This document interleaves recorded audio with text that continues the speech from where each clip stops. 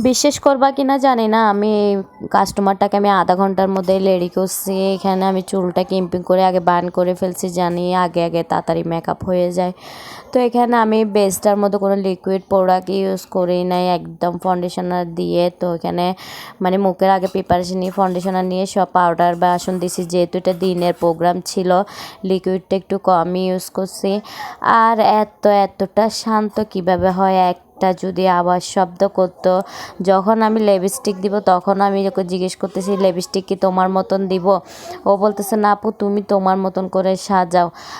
আর কিছু কাস্টমার তো আছে বলবে যে আপু এই দেখো কেমন জানি সাদা বানাই ফেলছো, আপু লিপস্টিকটা আমার মতন দিও, আপু আই লুকটা আমার মতন করিও। মানে ওরাই সব মেকআপ জানে, আমরা ভাই কিছু জানি না। তো কিন্তু আমার হাতে পার্টি মেকআপ নিবে, আবার এদিক দিয়ে গিরাও গুনবে। আচ্ছা যাই হোক বাবা, ও এত শান্ত বলার বাহিরে।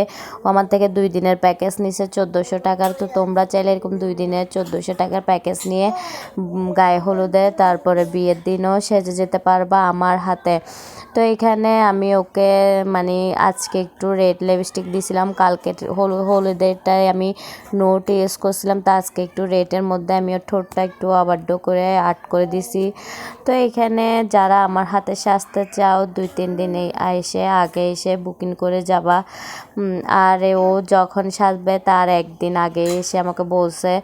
তো এই তো দেখো ওর ফাইনাল লুকটা মোবাইলে কীরকম দেখা যাইতেছে জানি না, সামনের থেকে মাশাল্লাহ অনেক সুন্দর লাগতেছে। যেহেতু এমনি পিচ্ছি একটা মেয়ে, পুরা ওকে পুতুলের মতনই লাগছে।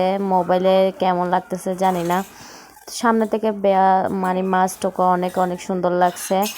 এই তো ওর ফাইনাল লুক। তো ভালো লাগলে পিঙ্কির পেজটা লাইক কমেন্ট শেয়ার করে